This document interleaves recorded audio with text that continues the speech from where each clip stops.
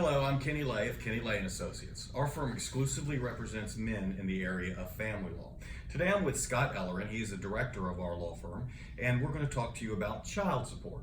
Scott, can you give a brief description of what child support is? Sure. So child support is monies that are going to be paid from one parent to another parent to make sure that the financial needs of a child are met according to how Florida determines what monetary amount is needed for that support. And is that just based on a person's paycheck?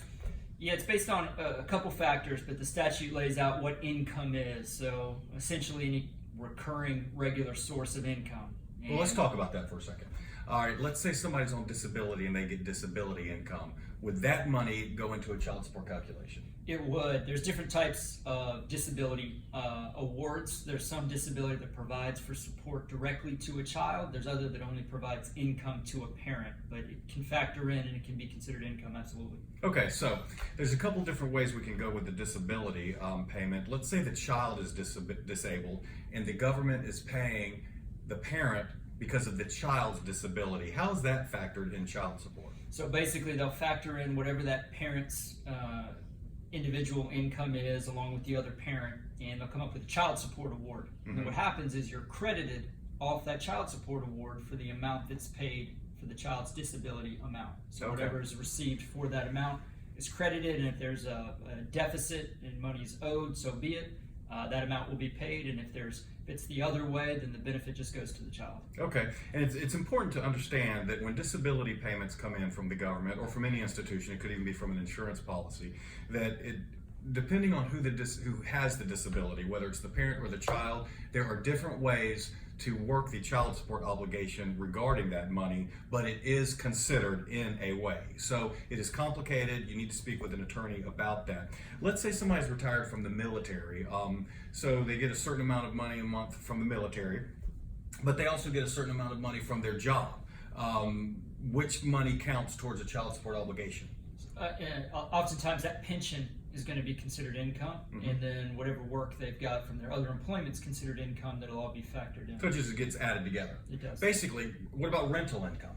If they have a house and they receive rent from it? You need to make sure that you're doing it properly. A lot of times you'll need to make sure you're accounting for the operating expenses and everything else with the rental home itself, but if there's a positive cash flow from it, it could be considered income. It's always better to assume that all of your income is going to be used for child support, but there are ways, such as what he just described, that we can help you get that income level down with regard to child support. Health insurance, daycare, do those things get factored in child support obligations? Yeah, the overall calculation is going to take your incomes are going to be figured out. They're going to take taxes out, individual health insurance expense, for both sides. Eventually they're going to add those together for your total child support need, and then the percentage you put into that total calculation is the percentage of the overall child support need. On top of that, then they're going to consider any daycare expense, any child health insurance expense. So it's important that everything gets properly calculated so you receive credit or the amount either way, depending on if you're paying or receiving. So it's important to understand that it's not a child support obligation and then separately a daycare expense. It does all get figured in. So you need to understand that. Very quickly, is child support tax deductible? It is not tax deductible. Okay. Is it permanent? Does child support stay permanent? If you have 4 kids, do you just pay that amount forever? You don't. Typically what's going to happen is when the child, as each child emancipates, it's going to reduce, so you'll be paying it based on 3 children, and then when the oldest emancipates, on 2 children, then on 1 child. It's important though that you have that all properly figured in your final judgment to make sure you're not overpaying or paying any longer than necessary under the law. Okay, and very quickly, what's emancipation? What do you mean by that? What I mean is either a child's going to reach the age of 18, or if they're in high school and they're going to graduate before their 19th birthday, it would go until high school graduation, or if they marry, become self-supporting, join the armed services, or any of those kind of factors. But there are also a lot of other factors too, that there's sneaky factors that can come in.